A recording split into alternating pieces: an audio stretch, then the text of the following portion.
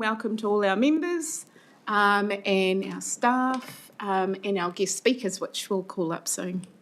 To start us off, Leon, could you lead us in karakia, please? Kia ora no tātou. Whakatau te hau te uru, whakatau te hau te taonga, kia makinekine te huta, kia mataratara te tai, ake nei i te ata kura, i ata uraka, i hauhu, te hei, Kia ora. Kia ora. Kia ora. Ngā mihi. Just some housekeeping for everyone. In the event of an earthquake, drop, cover and hold. If the shaking is long or strong, when shaking subsides, leave the building through the nearest exit and proceed immediately towards Napier Hill, along Dalton Street to Tiffin Park, continuing up the steps to Cameron Road. In the event of evacuation, if the emergency alarm sounds, immediately evacuate through the nearest exits, proceed to the assembly area, the grass area at the corner of Dalton Street and Voltaire Streets. Emergency exits are clearly signposted. This meeting has been live streamed on Council's Facebook page and recorded for viewing at a later date on our YouTube channel. And wharepaku are located down the hallway outside the Chambers entrance. Right, are there any apologies for today's meeting? Oh, here's Baden. Oh, kia ora, Baden. Just about to apologise for you.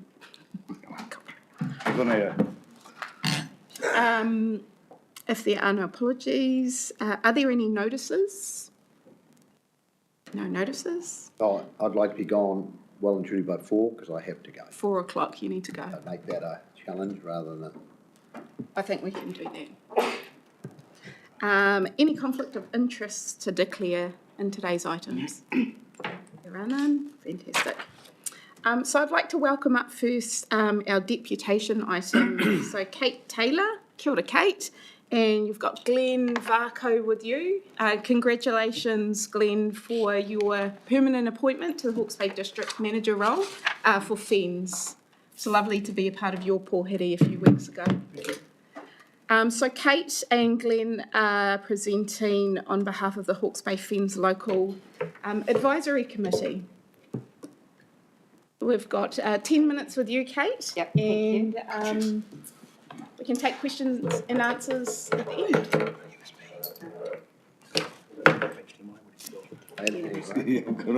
Good.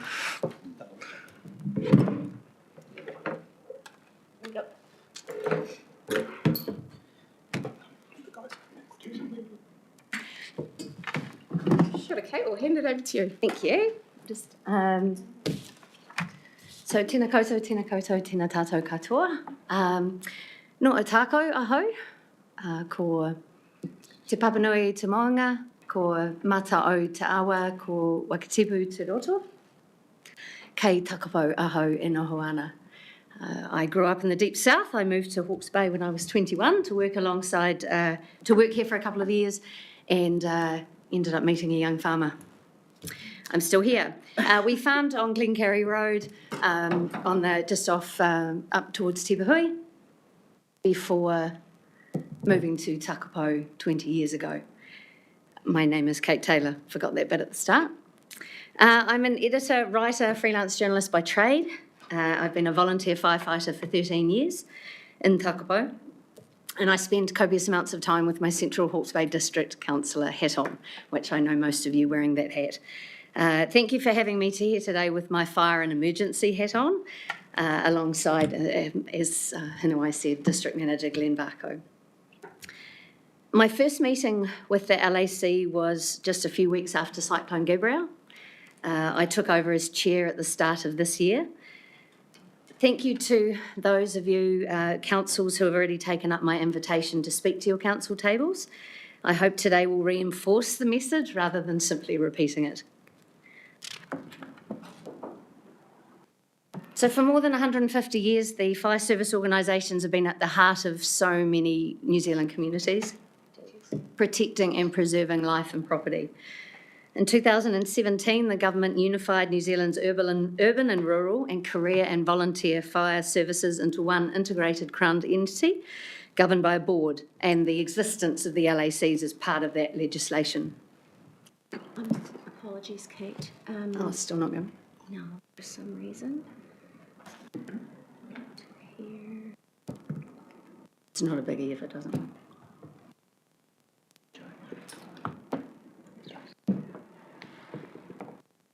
I'm someone that operates with lots of tabs open, so she's going to have fun with it. Yes, I will. It's all right. I'd rather continue without it. Yeah, we Okay. could just You continue go on. ahead and I Yeah. will send out the presentation Cool. to everyone. So the types of emergencies that we have responded to in that time has changed. That's climate change, that's new technology. A growing, ageing and diversifying population means our communities are facing new challenges. Unplanned emergency events are also increasing in frequency and severity, as we well know. Our principal objectives are to reduce unwanted fires and the associated risk to life and property, to protect and preserve life, and prevent or limit injury, damage to property, land or the environment. Fire brigades also respond to medical emergencies, maritime incidents and severe weather-related incidents. And just to, I did have a slide of a snapshot of the year ending June of just what some of the call-outs that FENS were getting in Hawke's Bay. So we had, Hawke's Bay attended 254 structure fires, 291 vegetation fires and 454 other fires.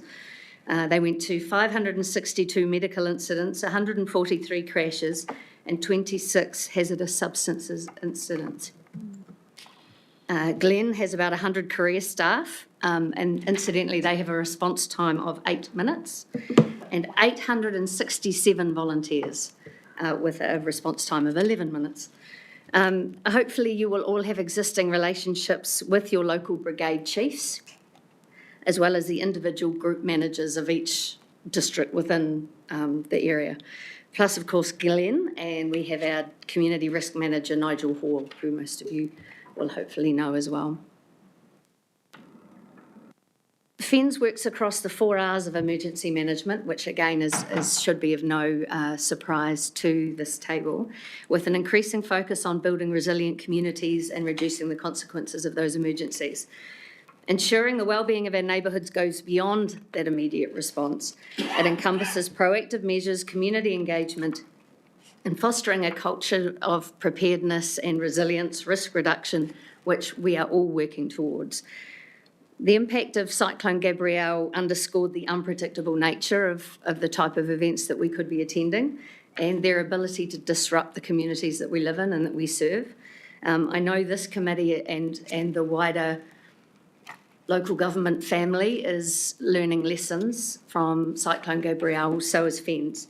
And what I'm talking to you today, that is at a strategic level, not a tactical level.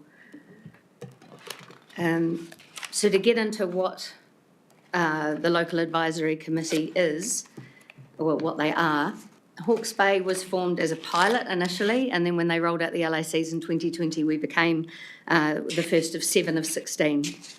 Another 4 was set up this year and another few are still in process.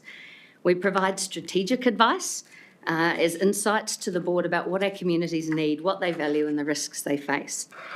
We've been appointed by the FENS board based on our diverse connections. And I was hoping to be able to show you a photo of the team, but we range from, we've got the new members, Jared Wilkinson-Smith, Rizwana Latif is my deputy, and Paddy Driver and Gina McGrath are the new members. And existing, we had Brian Saunders and Liz Lambert and Ine Flood from Wairoa.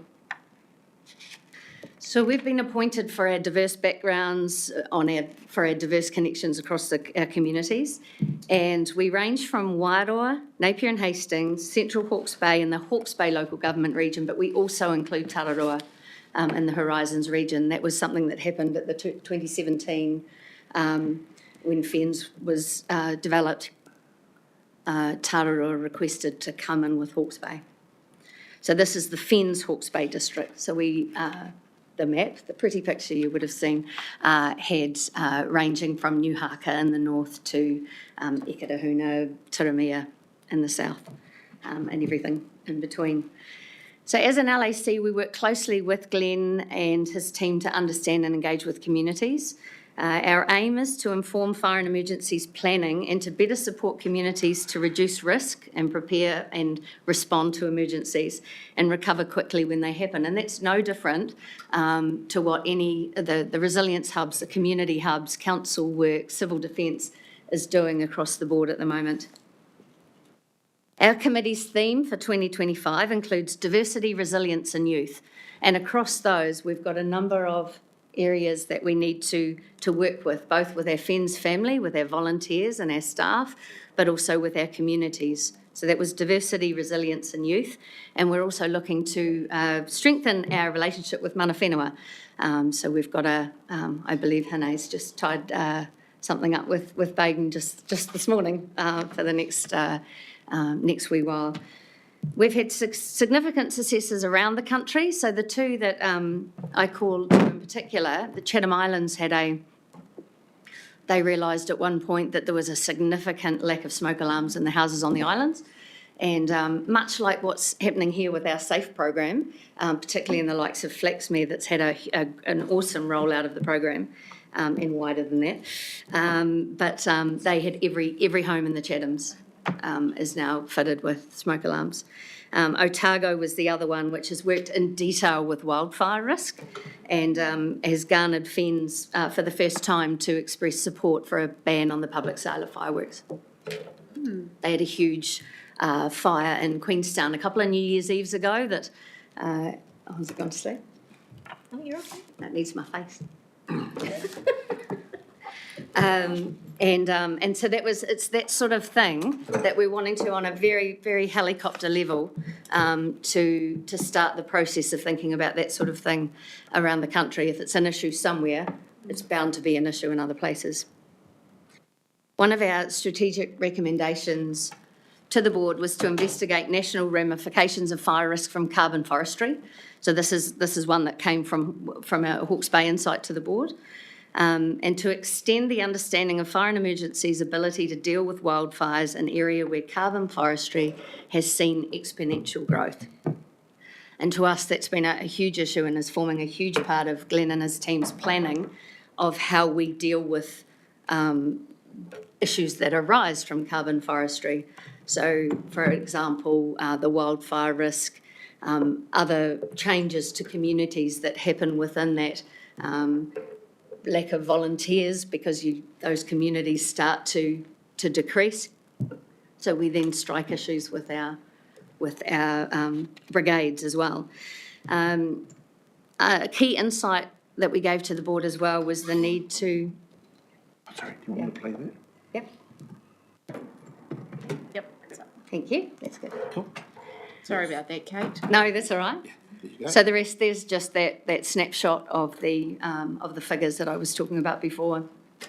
And that is on an infographic that is publicly available if anybody else wants to see the rest of the page that goes with that. The 4 Rs you're no stranger to is the team.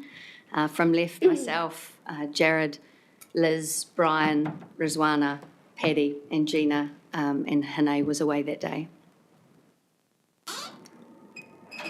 Our Hawke's Bay local area boundary.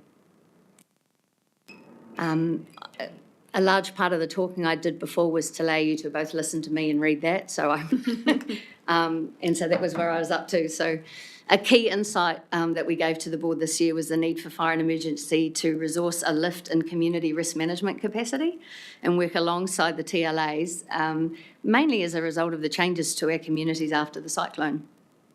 This would improve resilience for future and ongoing climate change events. And we had the initial sentence and we were going through our insights before we gave them to the board and Wairoa was flooded. So we added an extra sentence in there and made a point of saying it's ongoing, it's happening over and over. What can we do to make these communities more resilient? Which, as I repeat, is exactly what this table is doing and other tables around the region. Other insights on a smaller level that we had, some of them more technical and operational in nature, were lack of smoke alarms in certain cluster of houses, discovering risks from cultural cooking practices in some migrant communities in rural areas, through to supporting changes in the fire zones in summer. So we had previously had the whole of Central Hawke's Bay as one zone, for example, which is crazy considering in my opinion, considering the geographic spread from coastal Parongaho to inland Wakarara under the ranges, for example.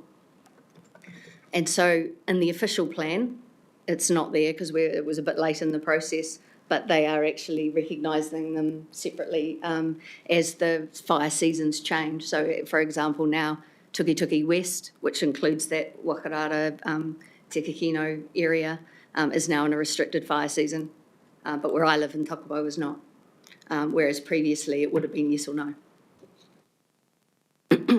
As mentioned, we also want to continue to pass on the lessons learnt from Cyclone Gabrielle within FENZ, so that other districts can learn from what has happened to us and what we've learnt from it. So why are we talking to you? We're not here to replace any existing relationships that you or your staff have with Glenn or Nigel or the wider FENZ teams. We're another conduit to make sure the right information's getting to the right people. If that's operational, we have a great relationship with Glenn and his team, and we can pass on anything we get. But that might also spark that where an operational issue is actually highlights or could trend towards a more serious strategic issue, and we can pass that on. Our purpose isn't tactical, it's strategic. FENZ is trying to make sure that we're best placed to predict future risks and events and that our communities are more resilient as a result. Previous council visits that I've done this year, we've talked about things like city planning interweaving with future FENZ capability, like high-rise buildings and FENZ capability to respond. How traffic calming measures affect our response times, fires on beaches, fire bans, the growing risk of carbon forestry for wildfire, which I mentioned earlier. So the purpose for talking to you today is just to open another strategic avenue for some of these risks to be highlighted and talked about from a FENZ point of view. I want to know what challenges you're facing in your district or your city. What barriers do you see to an effective FENZ response? What are the key risks affecting your community? And what issues do you see emerging for your city in the next 5, 10, 20 years that could impact a FENZ response? One very left field example was somebody was talking to me the other day about the great development up on the past the Mission towards on Puketitiri Road, and can FENZ respond to that? You know, but they haven't got a fire station out there. Well, Puketapu go to that, you know, and there was all this. But yes, we can respond to that because we've got a paid fire station in Napier and the Taradale as well. But it highlighted the importance of FENZ and council planners talking to each other to predict what might be coming. If we had 1,000 house development in between Waipukaro and Waipawa announced next week, well, FENZ would go, we might need to put a few assets down, strategic assets further down in Central Hawke's Bay, for example. So it's looking ahead at that sort of thing, the strategic level, what issues you face, what challenges you think are coming up, blue sky thinking or something that's going to happen tomorrow. That's the plan. I urge you to think about the importance of every firefighter and every fire station across your rohi and what the future could look like for them. I'm asking you to play a part in making sure those firefighters and those fire stations are still doing what they do best when you need them to. Thank you. Thank you, Kate. Glenn, did you want to add anything? So this is all about the local advisory committee, not so much fire and emergency from an operational or from the district that I manage. It's so obviously it was legislated that we had to have local advisory committees, and the whole purpose of them was to ensure that the local voice was heard to the Hawke's Bay district in this instance. And like Kate said, we had the pilot, and we're well ahead than other districts that are starting to play catch up. So we have probably a stronger relationship and understanding of where the local advisory city committee sits within the Hawke's Bay Fire District as opposed to any of the others. They're still working through that. And a lot of the stuff we're getting from different avenues, but what this gives is, I guess, a bit of engine power, but going straight up through to the board, direct line to the board, where I have to go through my chain of command. And so it just gives a bit more horsepower to actually getting things done, getting in that future planning side of things. So a lot of this, we're on the same page with most of the stuff.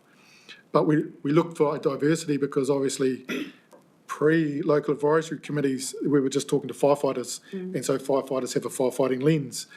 So this brings a diversity in thinking to making sure, like I said, we get a true appreciation of some of the things. You don't know what you don't know until you've got people like Kate telling us. So it's just building those connections and relationships up so they're a lot stronger. It's really valuable to have those connections, especially with councils like your example with the Napier around new developments, new areas. So how is the service going to respond to those well? Are there any other questions or comments from the tipu? Alex? Kia ora. Thanks, Kate. Great presentation. So one of the things that we've got on our agenda today is a report from our team about the shifting focus in our civil defence system to using community resilience plans, and there's a huge amount of work that's being undertaken by civil defence staff, both from a regional and local level everywhere. So that's something that's changing for you guys to interact with. Is that changing how, have you picked up on that, and are you as an LAC providing any input back to FENS about that process in Hawke's Bay? Yeah, so from a tactical operational point of view, I assume that the local fire chiefs and risk reduction managers, etc., are being used in that process. From an LAC point of view, yes, we've in our themes for this year, one of the I mentioned diversity, resilience, and youth. The other one is lessons learnt. So we've got a specific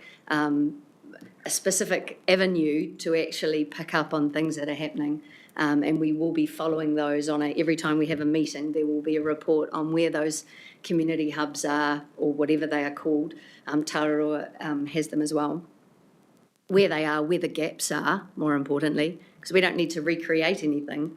We just need to feed to FENS what's happening, so that there's nothing to stop any other region from building their own community resilience hubs right now. They shouldn't wait for a cyclone to start thinking about it. And I think so. We're feeding that directly. So where I had those two insights before about carbon forestry and working with TLAs, next year when we do our insights report in June next year, hopefully one of those key insights right at the top will be what we've discovered about how the community resilience hubs are working. Baden, kia ora. I'm thinking you're talking about hangis when you're talking about cooking practices, Māori cooking practices, hangis and something. No? No, it was actually Filipino. But they were, it was essentially a community somewhere. I don't need to say where they were, but they were, it was cooking with gas. Oh, okay. In garages and sheds, and yeah, so it's, but certainly hangi and umu and things are. Kia ora. Hey, just about the carbon forestry. What are you going to do about that? I mean, we've got a forest, Hapu Forest out at home, and we look at our two little fire engines and think if that was to go up, even Hawke's Bay would be stretched to contain it. I mean, it's. We're very mindful that there's a lot of money sitting in these investments, and when they get thinned out and there's a whole lot of dead stuff sitting underneath, I mean, geez, I worry about it every summer. And probably this summer's probably the summer to worry about it. We're probably a month ahead of the dryness, and we've already started some of our, we're well advanced in our planning, working with the forestry companies, At a national level, they're looking at how they can provide some legislation around carbon forestry, because there's no, from a forestry perspective, they have certain things they need to meet, like fire breaks and the stuff like that, where carbon forestry have nothing. So it's a huge concern for us, and we've got a huge concentration down in the Tararua area as well. So they're working at a national level how they manage that, and that gets fed back as a district. So when we're looking at, because we've had quite a few, just recently, a few grass fires, and so we have notifications to forestry. We've got service level agreements with our forestry partners, so we can utilise their resources. We have resources lists that are accessible, and we work through a structured four-tier approach where, for example, on this Thursday, the prediction is it's going to be a hot fire day. So when we have a hot fire day, we have an elevated response. So we might have a helicopter on standby, ready for an initial response should we get a fire. And then on Friday, if the weather carries on, we might have a red fire day, so that elevates it again. I guess we sort of learnt from the past, and we just got to hit it hard and hit it as fast as we can to try and minimise damage. From the forestry perspective, we find that you never have a fire within the forest. It's the fires outside that come in that are a concern, and that's why we have our fire seasons and our fire restrictions, which in some instances we're already in a restricted season, and we're likely to go to prohibited season in some of our stuff to try and manage that as best we can. Through you, Madam Chair, with the LAC as well, we are really well placed to feed insights to the board and operationally, because we've got two former principal rural fire officers, one of whom has always worked and still works in forestry as an advisor to PAMPAC, and where does Jared work? What used to be the New Zealand Forest Service. So we have three extremely knowledgeable people on our LAC to help that interaction with our local friends, and hopefully to feed that up. Leon? Yeah, I just got thanks, Kate. I think here we've got to be mindful, though, a lot of our community wants that engagement with the people on the ground. Just concerned about having an LAC in an advisory capacity, how that works with our whānau on the ground, wanting to have that relationship with the local friends team. That helps with getting intel. Currently there's a firebug running around in Warrell somewhere doing something. Now, we want to make sure that relationship is with the team to make sure they can give them the intel. Now, I just want to not take away from the LAC's role. It's making sure we enhance that role of having on the ground rather than feeding through another layer. If we get that layer in between, we've got to be clear now what's the LAC and making sure its role versus giving the direct intel for offence, taking up the reports that came out. We had about fire weather reports that we used to get out. Love to see those more come out from FENS themselves directly, so we can distribute out to communities which areas are in fire break seasons, which is what. That's good information to pump through our channels, to our comms, to our people, to let them know, because half the time, some of the whānau in the community don't know there's a restricted fire season at all. By having that comms, feed directly into our communities, and at least it gets that information there. So yeah, just something we've got to be cognizant of in relation there. So I can guarantee 100% that the LSA doesn't take over any local relationships. So obviously we have 52 brigades within the district, and all our brigade leaders and our firefighters are all connected to the community. And so each, we have a group manager, community risk management team spread throughout the district. So those connections are still quite strong. So like, for example, what's happening in Wairoa Mohaka area, we've got we're working closely with the police and the community into sort of getting a result with that. But we can always be better. So any opportunity for improving our relationships with whānau, with any organisation, we're more than happy to build those relationships or make connections. From a reporting perspective, when we've changed fire season, that's done at a national level through our national comms team, but that should go out probably through social media, through your normal radio and paper. So we have a legal obligation to notify the areas that are changing in restrictions. But again, we can always be better at that as well. Because I know you had some staff on the ground, like community-based officers that used to, I think one of them used to run Wairoa, that, you know, how do we get your staff on the ground to be better engaged with them is probably a good key to be visible. I think it's, but we've got 2 of our community risk team in Wairoa, Yep. Or one in Nuhaka. But again, like, unfortunately, this is where the community risk team is a new team to the organisation since 2017, and we're light on the ground, we need more people, and this is some of these strategic things that we go through the LAC and through groups like this and push up to the organisation to try and provide us more people so we can deliver to the communities more.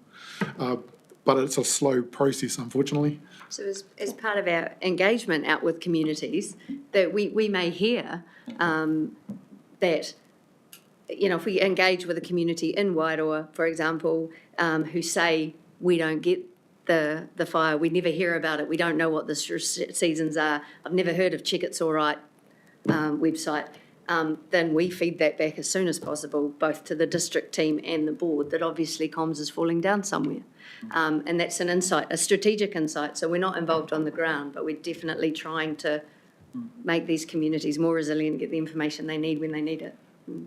Yeah, and just a big thanks too, because we used the Fens building in Wairoa on Saturday to hold our board meeting, because it's a good community engagement there. That's what we're there for. Thank you both for coming in and sharing with us all your great mahi. Very pertinent, given we're coming into summer and a very dry summer, so thank you. Thank you. Thank you for the opportunity. Ka kite. Team, I'll just take a step back to item 3, just confirmation of the Joint Committee's minutes held on the 29th of July.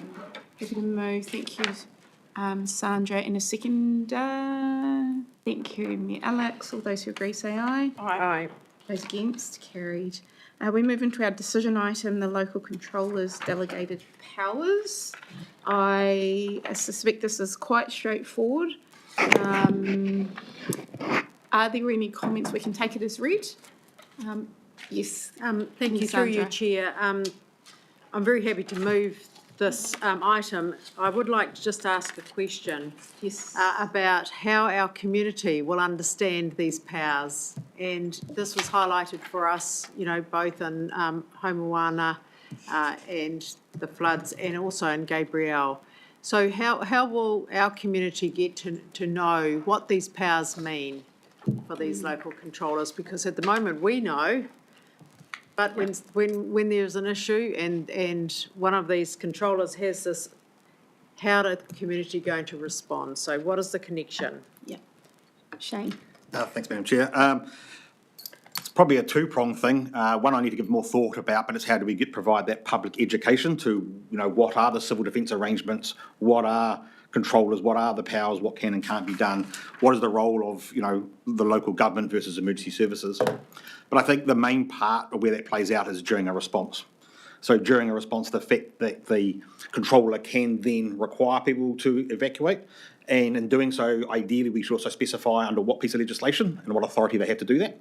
And that's how they'll get that information at that point in time. But so there's probably at the time, but there's also some work we could probably look at about how do we provide the education. I think it's important that we do prior to an emergency. Honestly, this is really important for our community to understand what these powers mean for a local controller. It puts the controllers in a very, very vulnerable position if they, you know, yes, they are able to enact these powers, but the community doesn't understand that. They expect that from police, Fens, but, you know, I think that's, you know, that's part of your community engagement. I would like to think that we add that to it. Yes. Yep, we can. I'm take that supportive board. of that, Mayor. Thank you. Happy to move. Happy to move. And a seconder? Thank you, Mayor Craig. All those who agree say aye. Aye. Against, carried. Move on to our next item, which is the Hawke's Bay CDM Group Manager Group Controller update. So Shane, we'll hand that over to you. I'll probably pretty much take it as read. The key things to point out, though, was that the kind of plan, the current group work program, technically ended in June 2024. However, it remains valid until such time as there is a replacement. The main focus at the moment continues to be around providing training, the hubs, information, and hazard-specific information to communities. All of those align with what we will see potentially coming out of the transformation program. Noting the transformation program will also have a lot more in that. The new work program really needs to be driven by the transformation work program. What we need to do in the meantime is ensure that we are able to continue to manage and readiness activities and respond and recover. So we continue to work on that space whilst we move through this transition time. The key thing I also wanted to draw your attention to, though, was around the group controllers. Obviously, it's an area that's been raised as a concern in the past. We currently have two group controllers, myself and Ian McDonald, so that meets the minimum requirements we have in legislation. We are working through with the regional public sector to identify potential other controllers, so it's been challenging to find people who want to be a group controller. This is not just a regional issue, this is potentially a national issue on the back of a number of recent events. In the interim, we've also got the support from Craig Cameron from Hastings District Council, who's also been providing some cover when I'm out. And that's mostly because as a local government employee, there are some additional protections for him in a non-declared emergency. A couple of things that's not in this agenda item, but I just wanted to mention for your information that in early 2025, we're looking to run a workshop in this region with Met Service across all of the councils, and that's really just so people understand how the warning system works. That links in also to the flood forecasting and how do we better engage in the future with Met Service, not relying on the regional council's hydrologists to provide weather warnings or weather information, but what role does Met Service play directly to local authorities. And also another one around reimbursement of expenses. So what does it look like under Section 33 of the Civil Defence Act for welfare-related claims and also some of the infrastructure claims. And we're likely to run two workshops, one specifically in Wairoa, so I'll come up to you guys, and then we'll run one the following day somewhere in probably Hastings area. So those dates will be set soon, but those are two workshops that all councils and our partners will be invited to attend.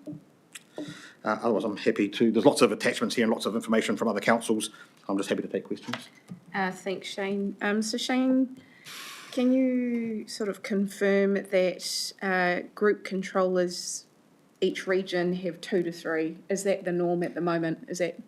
Yeah, by legislation, you're required to have 2. So you need to have one and then someone to act in their absence. Yeah, absolutely. I guess I'm drawing your attention to the capacity issue of group controllers, and we've actively advertised for group controllers. We've worked through within councils and looked for controllers, or the conversations come up. But there is a conversation about going out to the community, but before we do that, also looking at the public sector as well. There's also a number of agencies in this region. The idea is to have upwards of kind of 4 group controllers to give us some capacity and assurance. Sandra. Thank you, Chair. Following on from your question, I think it's critical that we now go out and advertise for a group controller. To rely on our staff who have a day and a night job already as council employees, we need to have people. We saw in Gabriel, we needed group controllers, we needed 4 or 5 or 10 actually. So thinking that we don't have a deputy at the moment makes me very nervous that we're relying on council group controllers to step in. So we have to employ this and fill this role. I'm hoping that we have a plan in place to do that sooner rather than later.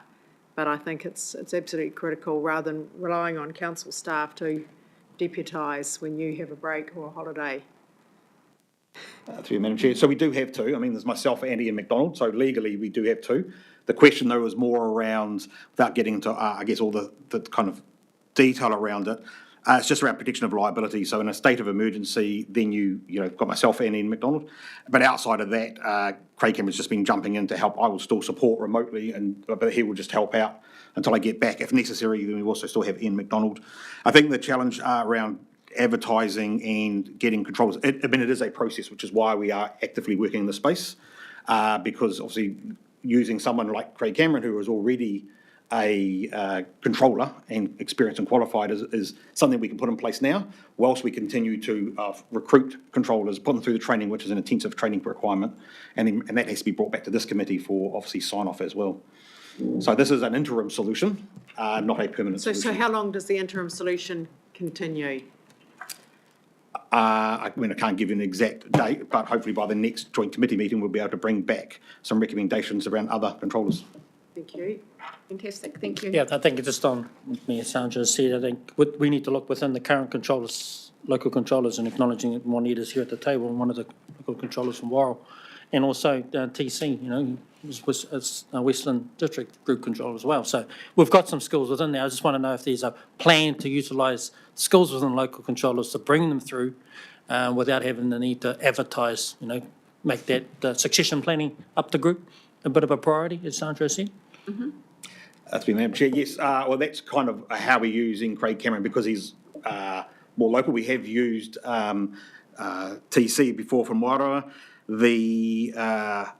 The advantage, yes, so the advantage of using them is that they're trained to some extent and ready and can be used, but that also then takes them away from them being local controllers and then supporting their councils, and that will become probably more imperative as we move into a space where we're talking about a more localised focused response in the future. Noting that a local controller can exercise their powers anywhere within the civil defence region for Hawke's Bay as well. So we do have the ability to move, and if you see the list, there's quite a number of them. We can move those around, and the group controller can delegate authority to those. The difference we're talking about here is not what we can delegate, of course, it's about what we can have as a formal appointment, notified, and then in the public domain. Kia ora, me, Alex. I'd like to know what we can do to expedite this process. We have got minutes from 4 months ago. This was raised. The job description was being shaped. The expectation was that there was public advertising for group controllers. I've been approached by members of the public that are interested and willing and are able and are waiting for the advertising to happen. So I'd just like to know, will it take a resolution from us to say this is a risk and we want it done ASAP? Or is it I think we heard can and have a understood? resolution for this item to say that there's an expectation that a decision can be made by this joint committee at the next meeting Good, for the group controller. good. Yeah. Yep. So I've got some people that have, fully qualified people who've raised. I think it's ridiculous that we're still waiting 4 months later after we made the original resolutions. It's urgent. If I may, Madam Chair, if, for the committee members, if they do have people that have identified, maybe if you can also, maybe we can chat afterwards, because if you've already identified people who might be suitable, then we can engage with them now, rather than, I mean, we can go through the public advertising, but obviously if you've already identified some key people, that would possibly be a preferred avenue. Open to the committee's view. Yeah, we're keen to get some of our tangata whenua in the space. I mean, we've got a couple here, but yeah, I just think that, you know, when it hits the fan, yeah, iwi, PSGs and tai whenua and others, marae, end up kind of filling in the gap between Māori communities and district councils, local controllers. Saw that last time. I don't know what the solution is, other than giving them similar powers, but I don't know. What are your thoughts on that? Because Yeah, Shane, hey, what would be said it to was a big glaring gap in Gabriel.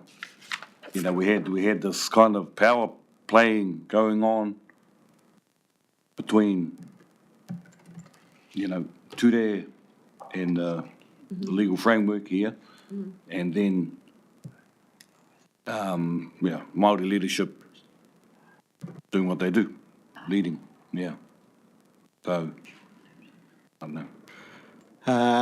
Madam Chair, I think it's, I think the first thing is about having a closer connection with mana whenua in the response. So whether that makes them a controller or not, because obviously you're right, there are legal implications to being a controller and who can and can't be. I mean, mana whenua can be, but we're talking about then having a legally appointed mana whenua controller specifically, or an iwi controller specifically to carry out these powers, might be an interesting step. I'm not sure how that would play out, and I think probably would need to sort some legal advice on that. But I think the reality is it's about how do we embed that Te Awa Māori and Hapu and Iwi and the PSGs into the response rather than trying to create a parallel system, because I think that might not get the results we want. We've got a lot of work to do, though, into bringing that together. And I know there's an item later about this, so hopefully we can work through this. We don't want parallel systems, but it kind of defaults down into that kind of pathway. It did, and we saw that. So, I think a integrated, holistic approach would be ideal. I think we need to sort that out, though. And then now it's time to do it. Bit of whakaaro around that. So, through you, Madam Chair, I think from an iwi point of view, I think it's really important that we design it. Yeah. Design, and probably the word, co-design together. Yeah. Can we get some initial, advice around what legal framework there is, but how there can be a creative way to, even stepping stones to how we share powers, if that's even possible. I think that's, just get some initial advice. Maybe you can bring that back to the next committee meeting. Yeah. Mayor Alex. I actually just think we open the process up so that people can see there's a process they can engage in it, and then we can find people that are interested and train them. It's just if we've got a closed process, we can't get into that. I've got a question on a different topic.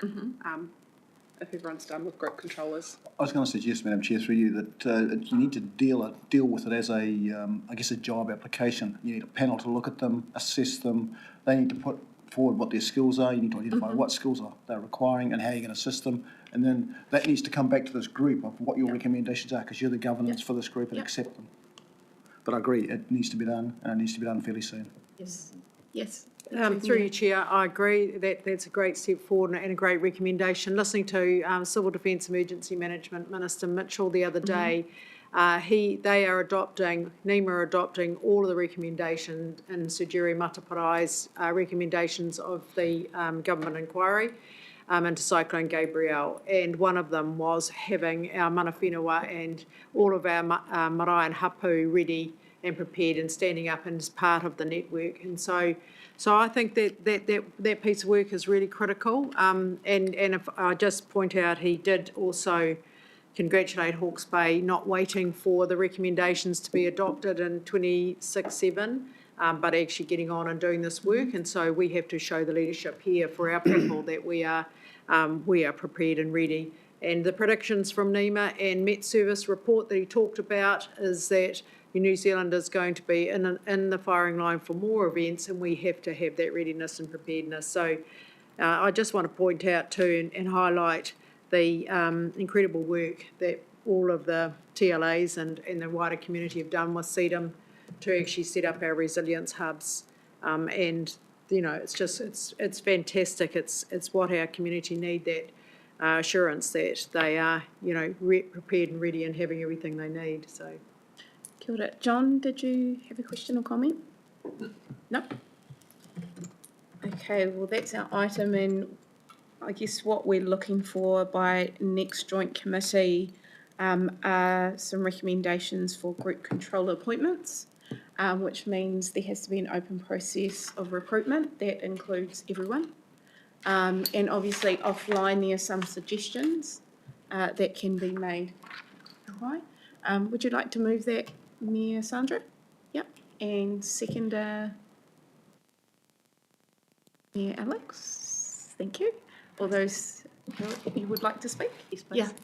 Yeah. Thank you. Look, this is a real interesting piece where we've got big system things that we want to get done, but we can't use that to stop us acting on what is urgent and in our hands right now. And this is the issue of the group controller is definitely one which is in our hand to act on. So I'm really pleased to see that intent coming forward. I also just would like to pick up on some other things that are in the report that are important to this too, where we've got things about risk reduction associated with climate action. It's not mentioned in this report that actually Regional Council is leading a piece of work with our Climate Action Committee on risk assessment on this piece of work, that connection is not referred to in here, and so there's actually another work engine which is carrying some of that load. And also the fact that it would be quite good to get updates on what regional council's doing in these operational updates as well, not just the TLAs, because that's missing, and also the commentary about staffing, which I would like to pick up when we go into public excluded further on as well. But thank you for that. Okay, all those agree say aye. Aye. Those against, carried. We move on to item 7, the Hawke's Bay Regional Recovery Agency update. So just invite.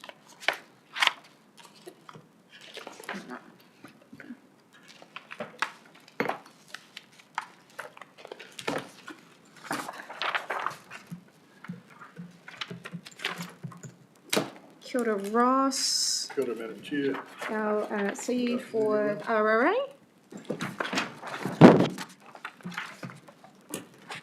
Right, I'll hand it over to you. Thank you. It's fantastic. Kia ora, everyone. I intend to take most of the report as read, just trying to give you a key highlight summary from the last time we reported here. I'd also like to acknowledge Shane's report on activity and a lot of the attachments, which are broader CDM focus, but actually capture a lot of the recovery work that's been done by the councils, and really just wanting to reflect that the recovery approach is sort of a partnership approach across the region. The councils and some of the iwi agencies, the PCEs and iwi have various lead delivery functions. Certainly the RRA is involved in coordinating across that and advocating to government for assistance and providing assurance in that space. So a lot of the work that's reflected in here is the work of those agencies at the front line with those communities, and the progress that's been made as a reflection on that hard work. Probably just touching on a couple of issues, a lot of work continuing in the sort of immediate term priorities. Some good news was that Patane Marae reached an agreement with the government on their kaupapa Māori pathway for the marae, and the work is inching forward on MTT as well, and hopefully there'll be some news in that space soon, but that's still in the sort of in the working on phase as we work to assist our partners in that space.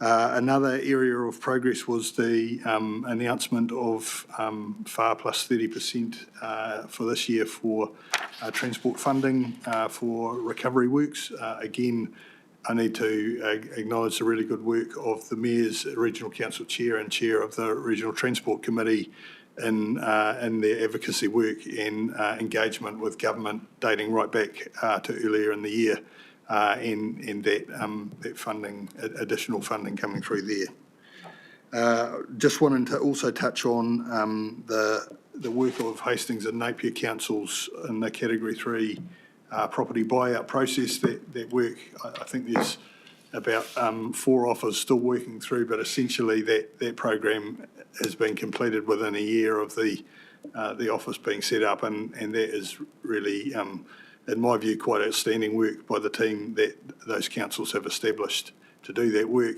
rolling out that important plank that was part of the Niue Crown funding agreement. And there are a range of other things touched on within the report, but I'm really won't touch too much on those. Obviously, there's a range of transport projects under the Niue program being rolled out. The ones that were funded in the Crown funding agreement, the flood protection works that the Regional Council was leading, fully sort of being pushed ahead. So the recovery work on the ground goes on. Our focus is partly on the next phase of some of the funding for the next wave of those projects, and also on some of the resilience work that comes into that. And I know that each of the councils has, got their own focus. Wairoa, obviously hit by the June event this year as well, has got other issues adding to the recovery load. But I won't say too much more, Madam Chair. Happy to take any questions. Thank you, Ross. And look, great to see that there's 32 silt and debris jobs to be completed, and it will total I think 1,200 odd, so fantastic. I think it's down to about 12 now. Although I think there's still some in Wairoa to do with the additional events, and I think we're working on just getting an extension for that. But other than that, the rest of the program is really coming to a conclusion. Right, thank you. Any questions for Ross?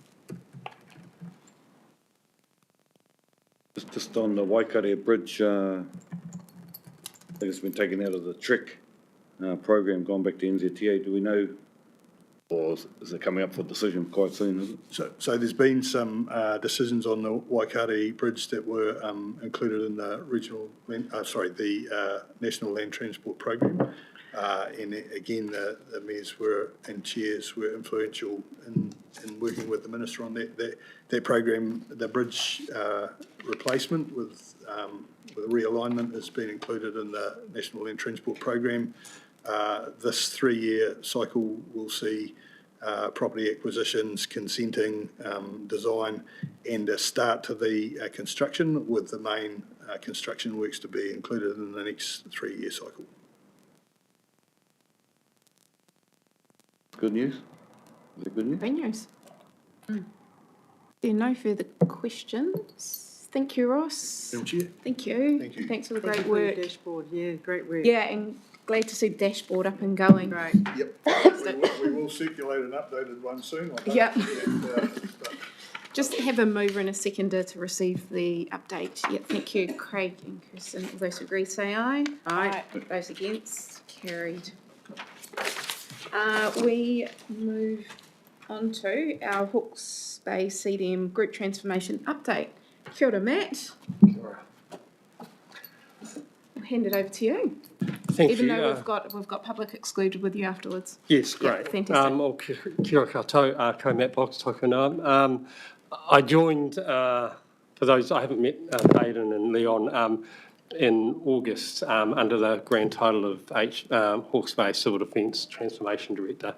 I work in the Civil Defence group with Shane, and between Doug and Nick, they sort of guide my day-to-day business. This is my first briefing to you today. I take it the transformation update is taken as read. There's just some key points I'd like to bring to you, noting that we do have a workshop post this where we can go into a touch more sort of operational and transactional detail at your heart's content. Some key points particular, the strategy and plan have been produced. You have the strategy in draft form, which we'll discuss later. The plan has been presented to the KIG again in draft form. I think you'll find as it evolves over the next 9 to 12 months that the transformation plan, the operational document that your councils will deliver civil defence transformation on, will be a living document. It will change. I presented some budget items in there. They've changed almost on a weekly basis as we get more information, and that's the nature of these things. The strategy after this workshop will be engaged at council level, at either a council meeting or a workshop or a committee meeting, as the case may be, this side of Christmas, with the aim of having the transformation strategy endorsed by this committee on your first meeting of 2025 and 27th of January 2025, where hopefully we can approve it or endorse it at that point.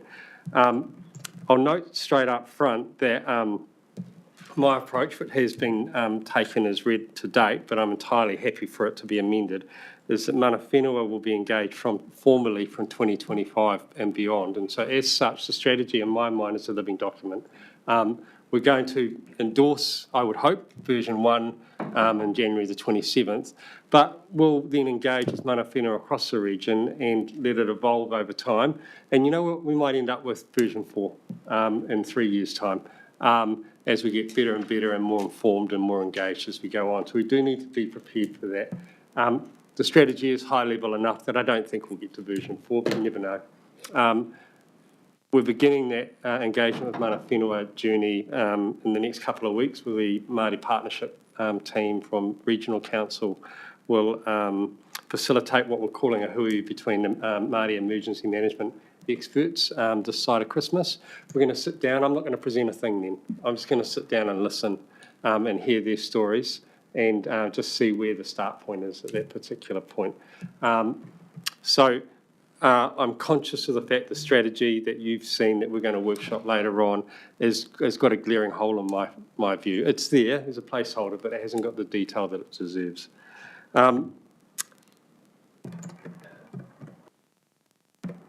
The strategy, as I've described in the document here, will have 7 focus areas, but ultimately the strategy and the plan look at transforming the people component of our emergency management system first and dealing with stuff, assets, infrastructure later. And that sort of conforms with our local government long-term plan process. Let's deal with the people bit first. The operational element of the people bit is a touch easier to resolve, and then the harder capital investment that I believe you will be required to consider and prioritise along with a range of other topics can occur in 2027. In 2027, I'm looking to provide, sorry, I can start that again. In 2025, after we've endorsed the strategy, I am looking to provide a supplementary document that will focus on infrastructure and assets. I haven't had a chance to look at it in detail. I focus on the people component of our system. You will note there is a heavy training and exercise plan in 2025. That will prove challenging for our emergency services partners, we've heard from Ben's today, to support fully early on, and we'll evolve that engagement and support over in due course. But early on, they might find that challenging to support. Otherwise, you will see that all of you, from the mayors and chief executives downwards, will be exercised in some shape or form in the system as we stand up the EOCs and ECC and go through our training activities, and the list goes on. And at this stage, the date's evolving. I think it might be a major exercise at this stage would be in late November, involving every single part of our system. But that date will be confirmed later. That's me. Is there anything you'd like to discuss? Yeah, great. On thank you, Matt. And this is an important part of the transformation steps that we're taking.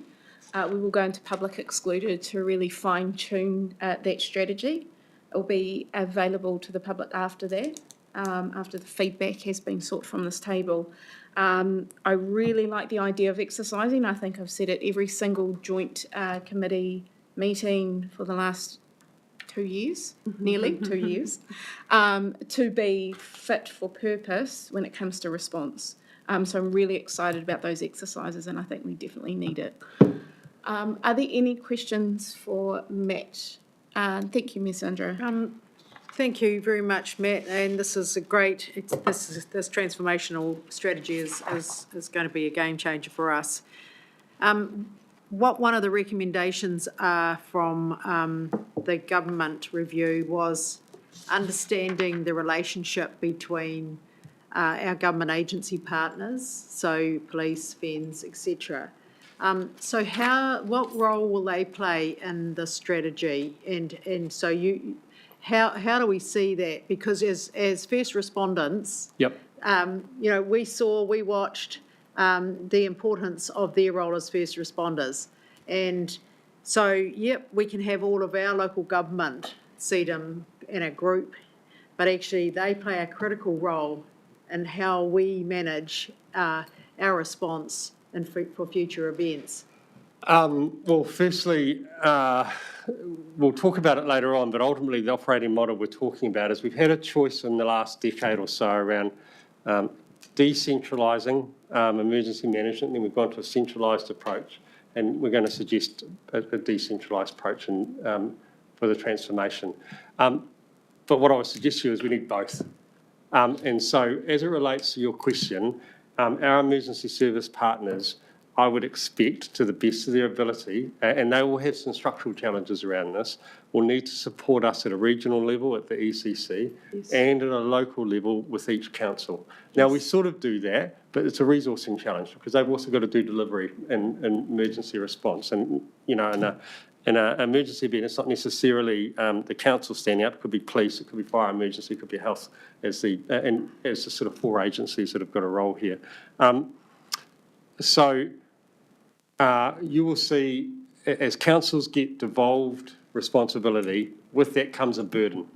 It comes a burden of tightening existing relationships at a local level. It comes with a burden of staff will have to have a third hat. And I heard you talk about a day and a night job, and I'm potentially giving them a twilight job here as well, which is staffing the EOC, but I think we can also do that in our community, and Baden talked about it broadly with mana whenua or tangata whenua locally. I don't think it has to come entirely from our council staff, but Shane's alluded to some challenges around that. I think you will see them partner really strongly at the regional level initially. I think the local level will be the component that will build. I think some communities in our region are better placed than others. The smaller communities probably have those relationships. The larger communities, I think you're so big, it's challenging to do that. At the moment, I've heard stories that would suggest some are better placed than others. And I think the exercising component is going to pull that out. Next year, each council, if you accept the plan, 5 councils, each local council will do a tabletop exercise and then an exercise, and the regional council repeat it, and then we'll have a combined activity. That's 11 exercises next year in various shapes and sizes. We will find out then where the friction lies, and we need to be prepared for that. 2027 is the goal, not 2025. So next year is the year for benchmarking and getting the people component on the right journey. 2027 is where I think we can get into the room now and go, we've got this. Thank you. If there are no other questions, I think we will move on. Thank you, Matt. Thank you. And we'll see you soon. And we'll just have a mover and a seconder for that update, please. Mayor Craig and Mayor Alex, all those who agree say aye. Aye. Those against, carried. Okay, we'll move into public excluded to confirm public excluded last minutes. And also to decide on local controller appointments. So can I have a mover to move into public excluded, Mayor Sandra and Mayor Kirsten. Thank you. All those who agree say aye. Aye. Those against, carried. So item 9, are there any amendments to make to those meeting minutes? There's 2 sets of minutes, yeah. So the 27th of November and the 29th of July. Happy to move, Mayor Craig. So I had both of them? Should have been. Yeah. I did, I'll move. Thank you. Mayor Alex and Mayor Sandra.